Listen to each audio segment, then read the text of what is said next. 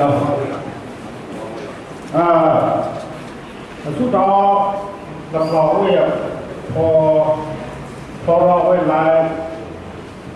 ยื่นกับเขาว่านอนมันรอว่าจะขายกันนอนดีตรงเราพระเจ้ามีตรงนั้นการไม่เงี้ยตรงพระเจ้าพระเจ้าตัวเราดีโอเคเลยนี่น่ะเสียเนาะดีกินนี่มาทุกชาตินี่ก็เลยผิดนอกจากมาช่วยทุกชาติจะทำไมมากันยังมามีในดวงดาวลงในสถานกิจเขาดวงดาวในสถานกิจเขาในงานยิ่งในสถานกิจเขาสนุกนมาที่ในงานนี้คนนั้นคิดสิ่งเนี่ยคนนั้นทำไมจอในสถานกิจเขาคนหนึ่งก็ได้ช่วยถ้าคุณมาคิดถึงมันก็ยังไม่ดีอะไรทุกอย่างกูอ่ะโอเคไอ้กูเนี่ยนี่น่ะเสกอะไรตอนคุยเรื่องมาคนนั้นโอเคไอ้กูอ่ะลุงเช่าเย่แข่งกันได้เกมมาโอเคเนี่ยทีนี้จะดูดาวลงเย่ดูดาวเย่แข่งกันได้เนี่ยสนุกทีนี้นูดาวในเงี้ยเนี่ยเสษาเรื่องกิจการดีเนี่ยเนี่ยมาที่ในเงี้ยเนี่ยก็เป็นเสษากิจการดี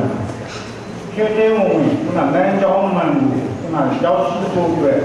ดูดาวของเย่ตัวเล็กคนนั้นที่ตัวเล็กคนนั้นมันจะ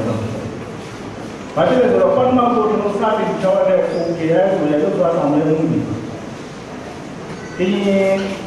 dulu China ni mana, jauh sih jauh tu kaya orang dulu, sah boleh cerita. Tu orang dia ni tersen, nak sih dia, kan mana dia mana. Ini dulu dah beri. Di jalan, tu kaya orang dia, sebab ni orang dia, tu nak kaya orang dia. လူမှုကယ်ဆယ်ရေးကိစ္စမဟုတ်ပဲနဲ့သူတို့လူရဲ့ဒီဘက်ကိုရောက်ရှိလာတဲ့အခြေခံကံကောင်းခြင်းပေါ်မှာဖြစ်လာခဲ့တဲ့မြန်မာပြည်နိုင်ငံရေးသမိုင်းကြောင်းနောက်ပြန်မှာရှိလာခဲ့တဲ့တကယ်နိုင်ငံရေးခုနပြောမှဆိုနိုင်ငံရေးဒီလာပြီးဖြစ်ခဲ့တဲ့အဲ့ဒီရဲ့လမ်းကြောင်းကိုခုနကတကယ်နိုင်ငံရေးရှုထောင့်ပဲဘုံပြန်ကြောင်းနဲ့လမ်းကြောင်းနဲ့ပြန်တက်ခဲ့ဆန္ဒနာရှိတယ်အဲ့ဒါကိုဘာလို့ဒီကောင်လေးကတော့သွားနေရတယ်အားလုံးကလူတွေသွားနေရတယ်။ဒါပေမဲ့ဒီလူတွေကြိုက်ခဲ့ပြီးဘာတော့လူတွေပြည့်တဲ့ကဏ္ဍမျိုးဘာတော့ဒီညနေကဏ္ဍမှာကြောက်ရှိတာပဲခံကြတာမျိုးသူရဲ့နောက်တော့အခြေခံအများကြီးရှိတာ။အဲ့ဒီအခြေခံအကြောင်းကြီးအခြေခံတော့ကတော့ဒီရဲဆိုတာကလည်း OKI ကိုဒီမျိုးကဏ္ဍမဟုတ်ဘူးသူကလည်းကျန်တဲ့စားတယ်။နောက်ဒီနိုင်ငံကြီးနဲ့ကျန်တဲ့စားတယ်မြန်မာပြည်နိုင်ငံနဲ့ကျန်တဲ့စားတယ်။အဲ့ဒီကျန်တဲ့စားလာတဲ့ပုံမှာခုနကျွန်တော်ဒီမှာရောက်ရှိနေကြတဲ့ production ခုနဒီမွန်ကရင်တခြားလူတွေခုနကဘာမှမကွဲကွာပါပဲနဲ့ခုနဒီကခုနလက်ပြောတော့မှလည်းအဲ့ဒါတော့ခုနမြန်မာပြည်ရဲ့ခုနရောက်ရှိနေတဲ့ဒုက္ခရောက်နေတဲ့ဘာလို့တို့မျိုးလို့ပြောတာနောက်တစ်ခုကတော့ကျွန်တော်နေစားမှာကျွန်တော်ပြည်ပြည်မှာကျွန်တော်ရဲ့ဒေသတွေမှာကျွန်တော်တို့ရန်ကုန်နဲ့စစ်ဆိုရဆက်နဲ့အမြဲတမ်းခုနကရင်ဆိုင်တိုက်ပွဲဖြစ်လာတဲ့ခံတိုင်းမှာခုနကဒီရဆိုတာခုနကျွန်တော်ရဲ့အနောက်အမြဲတမ်းပံ့ပိုးနေတယ်အမြဲတမ်းခုနကဘာတဲ့ကိစ္စဝါမှာခုနကသူဆောင်ရွက်နေတယ်အဲ့ဒီကောင်ခံရတာလည်းခုနကျွန်တော်ပြန်ယူတဲ့အားနဲ့ကျွန်တော်ပြန်ယူဘက်မှာရှိနေတဲ့ခုနကျွန်တော်ပြန်ယူရတဲ့အားဖြင့်ဖြစ်တယ်အဲ့ဒါလည်းပုံအဲ့ဒါနောက်တစ်ခုကတော့ခုနကကြံစည်လာတဲ့ဘုလို့ခင်အယူတွင်းမှာဘုလို့ပြည်သူသားတွင်းမှာဘယ်သူဝေးကြခဲ့တဲ့ဝေးလာခဲ့တဲ့အခြေအနေပေါ်မှာခုနကပြောပြရဆိုတာကမှဒီလိုခုနအမှုလိုက်ခံရဒီလိုမျိုးကပုံမှန်ဆောင်ရွက်နေတယ်ဆိုတာတော့ပြောမှာဖြစ်ပါတယ်။အဲဒီလိုကျွန်တော်ဒီကနေ့တိုင်းမှာကိုယ်တော်ရကျွန်တော်တို့ကြတယ်ကျွန်တော်ဒီပြည်ပြည်ဖြစ်တယ်။နောက်ကိုယ်တော်ကတော့ကျွန်တော်ဒီနောက်ပွဲလေးဖြစ်တယ်ကျွန်တော်တို့ပြန်သွားတယ်။နောက်တော့ကျွန်တော်ဒီရေးနဲ့ဖြစ်တယ်ပွဲတဲ့ဖြစ်တယ်။အဲ့ဒီထဲမှာမတူကြကြတဲ့ကျွန်တော်ဒီလူသားတွေကအဲ့ဒီမတူထွက်လာတဲ့ဒီကြီးရဲ့ပဲဖြစ်ဖြစ်ဒီပဲဖြစ်ကျွန်တော်ဒီကိစ္စတွေဖြစ်သူ့ရဲ့ဖြစ်လာလို့ဒီရောသူ့ရဲ့ဒီပုံမှန်တော့ဒီလိုထုတ်ရတဲ့နိုင်ငံမှာခုနကရောက်ရှိလာတဲ့ပုံမှာခုနဒီအမြင်မတူမှုနဲ့ဒီရောက်ရှိလာတဲ့အခြေခံ background တူမှုတွေပုံမှာခုနဒီဘက်မှာခုနကျွန်တော်ချင်းပွဲနေနိုင်တဲ့ပုံစံတွေရှိလာတယ်။ဒါဝိုင်းလို့ရှိလာတော့အခါမှာကျွန်တော် OK ရဆိုတာအဲ့ဒီအဖွဲ့တွေကိုအဲ့ဒီလူတွေကပြန်ပြီးတော့မျိုးသားညီမှုရအောင်ကျွန်တော်တစ်ခါမှမျိုးသားနိုင်ငံရောက်တယ်ကြီးတဲ့ပုံမှာကျွန်တော်တစ်ခါမှအားလို့အားကျွန်တော်ဒီနေ့လည်းဒါပေမဲ့ကျွန်တော်ဘယ်မှာလဲအရင်မျိုးသားစီလိုလူတွေစီမီနာကျွန်တော်တို့ရတာတိုင်းခုနကပြောရတာတော့ဒီလိုစီလိုလူတွေပတ်သက်တဲ့အခမ်းအနားတွေဒီကမျိုးသားခံရမှုတွေပြလောက်တိုင်းဆောင်ရွက်မှုတွေတော်တော်များများဒီပြည့်တဲ့ဘက်ကတော့ကျွန်တော်ဒီမျိုးသားတွေစီလိုလူတွေပတ်သက်တဲ့ပုံစံတော့စတာတယ်ကျွန်တော်ပြောရတယ်အဲ့ဒါတစ်ခါမှဒီလိုမျိုးခံရတယ်နောက်တစ်ခုကတော့တစ်ခါမှလူတွေတော်တော်ရခွာကိုကြီးကတော့တဲ့အိုင်းနိုင်ငံအိုင်းမှာခုနကြောက်တဲ့လူအတော့မားတွေခုနကတော့လူငယ်တွေပြင်းနေတယ်ဒီတာမကပဲနဲ့တို့မြန်မာပြည်ထဲမှာတို့ပြည်နယ်ဒေသထဲမှာခုနဒုက္ခရောက်နေတဲ့ဦးမဲအိမ်နဲ့ဒီတွင်းထဲမှာဌာနေမဲ့လိုက်ပြင်းနေတဲ့လူတွေလည်းခုနဒီပြင်းနေတာရှိပါတယ်အဲ့ဒါလည်းကျွန်တော်တို့လုပ်နိုင်ပိုင်းဆိုင်ရာကျွန်တော်စက်တာပေါ်နေလို့မှာဒီပေါ်မှာတော့ဘယ်လိုကိုမိသားစုရဲ့အတွက်ကတော့တော်တော်များများကျွန်တော်ပြပို့ရတဲ့အသာပေါက်ပြီးတော့တားပြီးတော့ရန်ကုန်စင်ကကျွန်တော်ကျေကိုကျွန်တော်တို့ကကြတယ်ဦးများများလို့ပြောရတယ်ဝန်တာဖြစ်မိတယ်တော့ကျွန်တော်တို့ကတော့နောက်တစ်ခုကတော့ဘုရားဆိုတဲ့ခုနကကျွန်တော်ပြရနေခုနဒီနေ့ပိုင်းဆိုင်ရာဆက်စပ်မှုမှာဒီနေ့ပိုင်းဆိုင်ရာရဲ့ဒီရှိပွားမဲ့ခုနတို့ဒီလူသားလုံးပဲခုန national plan ပေါ့ကျွန်တော်ဒီလူသားလုံးရဲ့အနာဂတ်စပယ်တဲ့ကိစ္စမှာကျွန်တော်ဒီလိုခုနကျွန်တော်ဒီနေ့ဖြစ်တယ်အဲ့ဒီကိန်းမျိုးခုနကျွန်တော်ဝေထောက်ရတဲ့နေရာမှာအနာဂတ်ကိုပေါ်တဲ့နေရာမှာကျွန်တော်ဒီမှန်မှန်နဲ့တော့မှန်ကျွန်တော်သူ့ဒီလိုတော့အဲ့ဒီပုံမှာကျွန်တော်ဘုရားဆိုတော့ကျွန်တော်ဒီဘက်ကျန်တော့ကျွန်တော်ခေဝါတော့ကျွန်တော်ဒီဘက်ကျတော့ရှိရတော့ဒီဘက်ကျတာဒီရဲ့အနာဂတ်သူ့တော်မှာဒီရဲ့အနာဂတ်ကိုသွားမဲ့ကိန်းမှာဒီရဲ့အနာဂတ်သွားမဲ့ကိန်းမှာဘုရားကျွန်တော်ဝါမယ်ဘုရားဆောင်းမယ်ဘုရားရကြရမယ်ကျွန်တော်ပြခဲ့တဲ့ဘုရားသူကသူကြည့်အဲ့ဒါဘုရားဒီနေ့ကတပည့်မှာကျွန်တော်ဒီကကျွန်တော်ပြောချင်တာဘုရားဆိုတဲ့ကျွန်တော်သိရှိလာခဲ့တဲ့ကျွန်တော်ဘုရားဆိုတဲ့ကျွန်တော်တောက်လျှောက်မှာကျွန်တော်အများကြီးခုနကဒီတွေ့လက်ခံလှုပ်ရှားဆောင်ခဲ့ရတဲ့တော်တော်မှတော့ကျွန်တော်တို့များဝန်တာတယ်ရှိပြီ။တစ်ဖက်မှာခုနကျွန်တော်တို့ပြနေပဲကျွန်တော်ဒီဘက်နဲ့စားပဲတစ်ဖက်မှာခုနကျွန်တော်တို့တော့ပြလာတော့တစ်ဖက်မှာတစ်ဖက်ဦးပဲဆိုမှကြောက်လာပြီးတော့ခုနတစ်ဖက်မှာဦးတော့ကျင်ပြတဲ့ခုနဒီလူတိုင်းနဲ့ဆန်တဲ့ကိစ္စတွေဒီကျင်းနဲ့ဆန်တဲ့ကိစ္စတွေအမိုင်းတော်နဲ့ဆန်တဲ့ကိစ္စတွေခုနဘုရားခုနဒီကျင်တဲ့ခုနဘုရားခုနမိုဘိုင်းလိုက်တော့ပြီးတော့ကျွန်တော်တို့လည်းကြာနေတယ်တော်တော်များများအဲ့ဒါကြောင့်ကျွန်တော်တို့ကနောက်ဆက်ဆက်တော့ကျွန်တော်တို့လည်းဆက်ဖြစ်ပါတယ်အခုကတော့ခုနဒီဘုရားဆိုတဲ့တင်းနဲ့ပြင်းနေမှာအမှန်တကယ်ကိုတို့ဘုမှတ်တမ်းတင်တဲ့ဘုမှတ်တမ်းအဲ့ဒါတမိုင်းမဟုတ်တင်တော့တဲ့ခုနတို့တမိုင်းမှတ်တဲ့ခုန20ပြည့်ဖြစ်ပါတယ်ဘာဖြစ်လို့ဆိုတော့ဒီကမှာတော့ဒီမှာဆို90နှစ်ကနေဒီ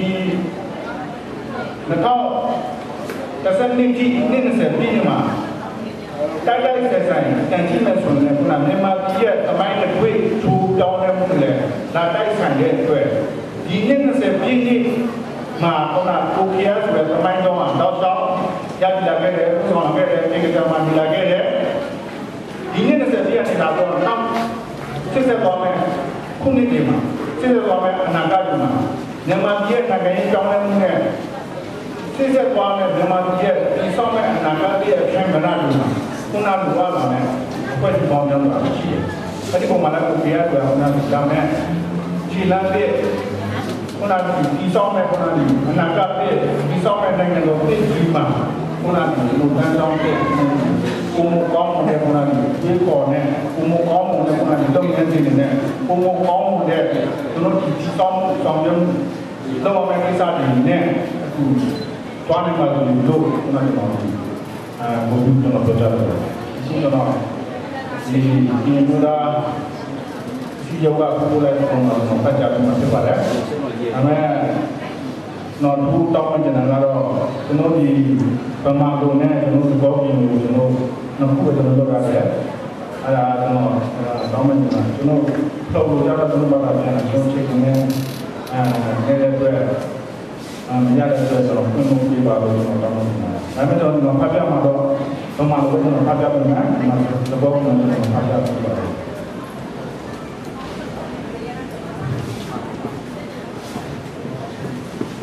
ဒီပါရောက်အင်းရောသာလောကတဲ့ဆိုင်ရာလူမှုရှာကြောင်းရေးဘက် OKRS ကိုဒီနေ့နဲ့ပြည်နယ်တို့ KNU ပြည်နယ်သားစီယုံမှာဒီပေါ်တော့ဘုံပြုပုံတော့ဒီအတွက်ဘုံလာ24ရက်2012ခုနှစ်2012ခုနှစ်ဘုံလာ17ရက်နေ့ဒီမျိုးသားအဖွဲ့အစည်းများစွာတို့နဲ့ဒီပါရောက်ဒီပွားမဲ့မြန်မာပြည်ဒီဆောင်မဲ့အနာဂတ်ရဲ့အထင်မနာလို့ခုနကပြောရမယ်အဖွဲ့အစည်းပေါင်းများစွာရှိတယ်အဲဒီပုံမှာလည်းတရားဆိုတာဒါမဲ့ဒီလမ်းရဲ့ခုနကဒီဆောင်မဲ့အနာဂတ်ရဲ့ဒီဆောင်မဲ့နိုင်ငံတော်ဖြစ်ပြီးမှခုနကဒီမကန်တော်ရဲ့ဒီလို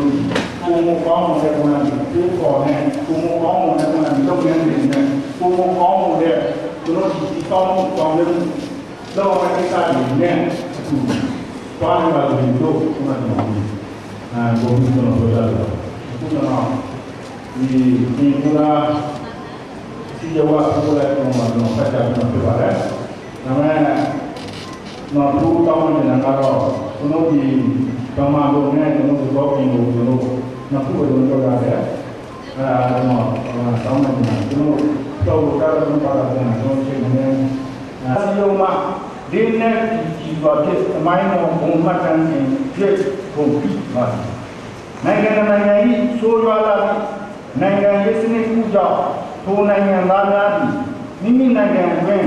ဘဝရည်ရှင်တန်ရေးအတွက်ခက်ခဲပင်ပန်းကြီးစွာရုန်းကန်ကြရပြီးအေးချမ်းစွာလွတ်လပ်စွာလောက်ကင်စားတောင်းမှုများများရှိသောခြေနေတွင်အစဉ်ကံနှိမ့်ချစွာဖြင့်အနေကံဘဝဖြင့်ဘာနိုင်ငံထဲတွင်ထိုနိုင်ငံသားများမလုပ်ချင်ကြသောလုပ်ငန်းများစွာကိုနာအောက်ကျနောက်ကျလောက်ကင်ရင်ဘဝကိုရှင်သန်အောင်ရရှိနေခဲ့ကြရတယ်။ထို့သောအခြေအနေတွင်လူမျိုးသူမျိုးဂုဏ်ထူးဝိသေသဂုဏ်အင်္ဂါရဖြစ်သောဒလိထုတ်တန်းစာပေဘာသာစကားယဉ်ကျေးမှုပညာများမပြောင်းမပြတ်ထိန်းသိမ်းနိုင်ရမှာလွန်စွာမှခက်ခဲလာတယ်။ထိုအခြေအနေအောက်တွင်ရောက်ရှိနေသောဒီပါတို့ရောက်ရှိနေသည့်ပြည်မျိုးသားများတို့သည်မိမိတို့၏စာပေယဉ်ကျေးမှုဒလိထုတ်တန်းတို့ကိုထိန်းသိမ်းပေါ်ထုတ်ရည်တည်နိုင်ခဲ့ခြင်းသည် OKRSOE မျိုးသားရေးဆိုင်ရာပူးပေါင်းဆောင်ရွက်ခြင်းဖြစ်ပြီးမှရှိရမည်ဖြစ်သည်။ဖက်တွင်ဥဒဘာနိုင်ငံတွင်ရောက်ရှိနေကြရသောဒီပါရောက်မျိုးသားတို့အတွက်လူမှုရေးဆိုင်ရာအခက်အခဲပြဿနာများအမျိုးမျိုးကိုကူညီဖြေရှင်းခဲ့ရုံသာမကနောက်အနာဂတ်အတွက်ဆက်လက်တာဝန်ယူလာကြမည်လူငယ်မျိုးဆက်တစ်တို့ကိုလည်းတတ်သိသည့်အတတ်ပညာများသိရှိထားရမည့်ဘုဒ္ဓများရရှိစေရန်လှုပ်ဆောင်ပေးခဲ့မှုများတို့ဖြင့်မျိုးချစ်စိတ်ဓာတ်နှင့်အမျိုးသားရေးတို့ကိုပါတိတ်ဝတ်နေစေခြင်းဒီမျိုးသားတို့အတွင်းစီလုံးညီမှုစီစေရေးတို့ကိုပါပူပန်လုပ်ကံဆောင်ရွက်ခဲ့သည့်အတွက်KNUမျိုးသားစီလုံးစီဖြစ်များစွာပုံပြုပါမည်ဒီလိုကြုံနေဖြစ်ဒီပါရောက်မျိုးသားတော်တော်များများဆိုင်ရာလူမှုရှောက်ရှောက်ရေးဖွဲ့ OKRSOE ပြည်မျိုးသားရေးအတွက်ရှောက်လန်းခဲ့ရတော့ဒီနေ့20ပြည့်မှပြီဘာပဲမျိုးသားတို့စံတန်ရှိနေတဲ့ကာလပတ်လို့ဒီမျိုးသားတို့အတွက်မျိုးသားရေးကိုအကျဉ်းတရားဖြစ်ရည်စံတန်တို့ကံဆောင်ရွက်သွားနိုင်ပါစေ။ဒီမျိုးသားအလုံးတို့ရိုးမယ်သူများဆွဲကြပဲဒီမျိုးသားတို့ဥဒီတော်အနန္တော်အပြင်ပြန်မျိုးသားစီယုံနိုင်ငံရေးဥဆောင်မှုနဲ့လူမျိုးရေးတိနိုင်ငံရေးဒီဖြစ်မိမိတို့လိုလာတော့ကိုယ်ပိုင်တက်တဲ့ကိုယ်ပိုင်အုပ်ချုပ်ခွင့်ရရှိရတဲ့မိမိတို့မျိုးသားတို့နောက်ရေးအတွက်ခံမြင်တော်တဲ့ညာဆိတ်ဆက်ပြီးစီလုံးမြင့်စွာဖြင့်အောင်ဝဲရပြီးတိုက်ပွဲဝင်သွားကြရင်တိုက်ပွဲနဲ့ဒီကလုံးတော့အားကိုလိုက်ပါဒီအမှုမျိုးသားစီယုံဘုံခံလို့ဒီလိုကြမှာလေအားလုံး